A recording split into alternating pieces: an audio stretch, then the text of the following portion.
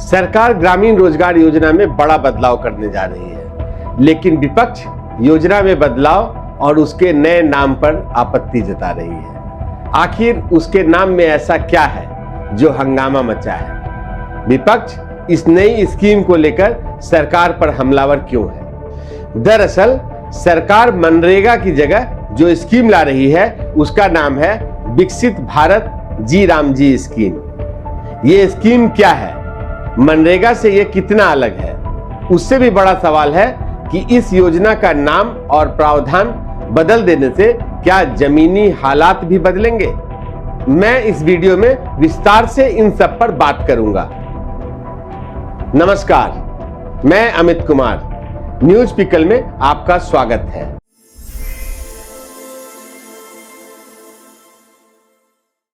केंद्र सरकार मनरेगा का नाम और ढांचा बदलने जा रही है। वो अब इस योजना का नाम विकसित भारत गारंटी फॉर रोजगार एंड आजीविका मिशन ग्रामीण रखने जा रही है, जिसका शॉर्ट फॉर्म है VBG राम जी। जी हां, VBG राम जी। नाम थोड़ा कैची है कि नहीं? लेकिन विपक्ष को यह नाम बिल्कुल भी पसंद नहीं आया। लेकिन ध्यान से देखिए तो कितना दिमाग लगा के और रिसर्च करके ये नाम रखा गया होगा। ग्रामीण लोग एक दूसरे को अभिवादन में कहते हैं राम राम जी, और स्कीम का नाम है जी राम जी। इस नाम विवाद के पक्ष और विपक्ष में क्या दलीलें दी जा रही हैं, उस पर आता हूं। पहले योजना को समझने की कोशिश करते हैं। मनरेगा का पूरा नाम है Mahatma Gandhi national rural employment guarantee act, जिसको बदला जा रहा है। ग्रामीण रोजगार की मनरेगा योजना पिछले 20 सालों से चली आ रही थी। केंद्रीय कृषि मंत्री शिवराज सिंह चौहान ने लोकसभा में मनरेगा की जगह लाई जा रही योजना का बिल पेश कर दिया है। नाम है विकसित भारत जी राम जी बिल। पर विपक्ष इसको लेकर भारी विरोध कर रही है। मैं बताता हूं कि VBG राम जी के प्रस्ताव में क्या है, मनरेगा से यह कितना अलग है, किस किस पॉइंट पर विपक्ष को आपत्ति है। बिल के कानून बनते ही VBG राम जी के तहत ग्रामीण परिवारों को मिलने वाले गारंटीड रोजगार के दिनों की संख्या 100 से बढ़कर 125 दिन हो जाएगी। ग्रामीण भारत के हर गरीब परिवार को साल में गारंटीड 125 दिन का रोजगार दिया जाएगा। अब जब चली आ रही मनरेगा योजना में 100 दिन रोजगार की गारंटी है, यानी इसमें पहले से 25 दिन ज्यादा रोजगार मिलेगा। ग्रामीण रोजगार योजना का नाम सबसे पहले राष्ट्रीय ग्रामीण रोजगार गारंटी कानून यानी नरेगा था। कांग्रेस के नेतृत्व वाली यूपीए सरकार ने इसमें महात्मा गांधी का नाम जोड़ा, फिर इसका नाम हो गया मनरेगा। यूपीए सरकार साल 2005 में मनरेगा कानून लेकर आई थी। इसमें देश के सभी जिले शामिल हैं, जिसके तहत ग्रामीण इलाके के परिवारों को साल में 100 दिन रोजगार की गारंटी थी, जो कि एक नए अधिनियम में इसे बढ़ाकर साल में 125 दिन करने का प्रस्ताव है। जैसा मैंने बताया, सरकार का दावा है कि यह मनरेगा से बेहतर स्कीम है, जो कि ग्रामीण इलाके में रह रहे लोगों को रोजगार के बेहतर अवसर मुहैया कराएगी। स्कीम उन ग्रामीण परिवारों के लिए है जिनके वयस्क सदस्य अपनी इच्छा से अनस्किल्ड फिजिकल लेबर के लिए आगे आते हैं। सरकार का दावा है कि इसके तहत ग्रामीण इलाकों में जल सुरक्षा की गारंटी दी जाएगी। लोगों को इससे जुड़े कामों के तहत रोजगार दिया जाएगा, जिससे इन इलाकों में पानी और सिंचाई के लिए बेहतर संसाधन मुहैया कराए जा सकेंगे। साथ ही गांव में लोगों को आजीविका से जुड़े बुनियादी ढांचे के कामों को ज्यादा अहमियत दी जाएगी, जैसे सड़क, पानी से संबंधित इंफ्रास्ट्रक्चर। सरकार के मुताबिक इससे ग्रामीण इलाकों को बेहतर कनेक्टिविटी मिलेगी और गांव के लोगों के बेहतर बाजार मिलेगा। सरकार का दावा है कि नए बिल से मजदूरों के साथ साथ किसानों को भी ज्यादा फायदा होगा। सरकार ने यह दावा भी किया है कि नए बिल से ज्यादा पारदर्शिता आएगी और जवाबदेही बढ़ेगी।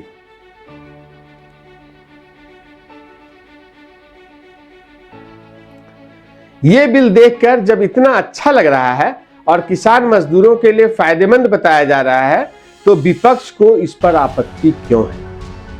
आपको बताता हूं कि विपक्ष को इसको लेकर क्या आरोप है। दरअसल विपक्ष का आरोप है कि इस स्कीम में केंद्र सरकार को राज्यों की तुलना में ज्यादा अधिकार दिए गए हैं, जबकि राज्य सरकारों को पहले की तुलना में ज्यादा पैसा खर्च करना होगा। विपक्षी दल कह रहे हैं कि सरकार दबे छिपे ऐसी स्कीम ला रही है जिसका पूरा नियंत्रण केंद्र सरकार के हाथों में होगा। राज्य सरकारों को ज्यादा खर्च करना होगा और क्रेडिट केंद्र सरकार को मिलेगा। प्रियंका गांधी ने लोकसभा में इस बिल का विरोध करते हुए कहा कि केंद्र सरकार को ही सभी अधिकार दे दिए गए हैं और वो तय करेगी कि किस राज्य को कितना फंड देना है, जबकि मनरेगा फंड के निर्धारण में गांवों की पंचायतों की भूमिका भी थी। कांग्रेस की दलील है कि इस स्कीम से ग्रामीण अर्थव्यवस्था प्रभावित होगी। विपक्ष का यह भी कहना है कि काम के दिन बढ़े, लेकिन मजदूरी बढ़ाने का कोई प्रावधान बिल में नहीं है। विपक्ष ने बिल को वापस लेने या संसदीय समिति को भेजने की मांग की है। विपक्ष ने योजना का नाम बदलने पर भी घोर आपत्ति जताई। कांग्रेस ने कहा कि किसी की निजी महत्वाकांक्षा और पूर्वाग्रह के आधार पर विधेयक नहीं लाया जाना चाहिए। विपक्ष का आरोप है कि मनरेगा जैसा कानून जिसमें महात्मा गांधी का नाम भी शामिल है, उसे हटाकर सरकार महात्मा गांधी का अपमान कर रही है, जिसके जवाब में सरकार ने कहा है कि महात्मा गांधी हमारे दिलों में बसते हैं। गांधी जी भी गांवों की बेहतरी ही चाहते थे, तो नए बिल से भला उनका अपमान कैसे होगा? सरकार ने पूछा कि कांग्रेस सरकार के समय जवाहर रोजगार योजना का नाम बदला था, तो क्या ये उनका अपमान था? यह भी सच है कि कांग्रेस की सरकार ने छत्तीसगढ़ में दीनदयाल उपाध्याय के नाम की सारी योजनाओं का नाम एक ही नोटिफिकेशन से बदल दिया था। राजस्थान में अटल नाम की योजना को भी बदला था। ऐसे कई और उदाहरण मिल जाएंगे, लेकिन वही कांग्रेस आज नाम बदलने को लेकर सरकार को घेर रही है। बीजेपी के नेता कटाक्ष कर रहे हैं कि कांग्रेस को राम नाम से मिर्ची लगी है, जिस पर कांग्रेस सांसद शशि थरूर ने गाने के बोल सुनाकर चुटकी ली कि देखो ओ दीवानो, ऐसा काम ना करो, राम का नाम बदनाम ना करो। खैर, तू मैं सरकार और विपक्ष में चलती ही है। अब फिर योजना की ओर लौटते हैं और वीबी जी राम जी के कुछ और प्रावधानों पर नजर डालते हैं। मनरेगा में प्रावधान है कि मजदूरों को दी जाने वाली मजदूरी का पूरा खर्च केंद्र सरकार उठाएगी, जबकि सामान वगैरह का खर्च राज्य सरकारें एक निश्चित अनुपात में उठाएंगी। जबकि नए बिल में प्रस्ताव है कि इसके तहत होने वाले कुल खर्च का 60% केंद्र सरकार वहन करेगी, जबकि 40% खर्च राज्य सरकार उठाएगी। पूर्वोत्तर के राज्यों उत्तराखंड, हिमाचल प्रदेश, जम्मू कश्मीर और दूसरे केंद्र शासित प्रदेशों में केंद्र सरकार इसके तहत होने वाले खर्च का 90% खुद उठाएगी। इस स्कीम के तहत अप्लाई करने के 15 दिनों के भीतर अगर किसी को कोई काम नहीं मिलता है तो उसे दैनिक बेरोजगारी भत्ता दिया जाएगा, जिसका खर्च राज्य सरकार उठाएगी। हालांकि ये प्रावधान मनरेगा में भी है। इस चर्चा में अब तक चली आ रही मनरेगा की हकीकत भी जानना जरूरी है।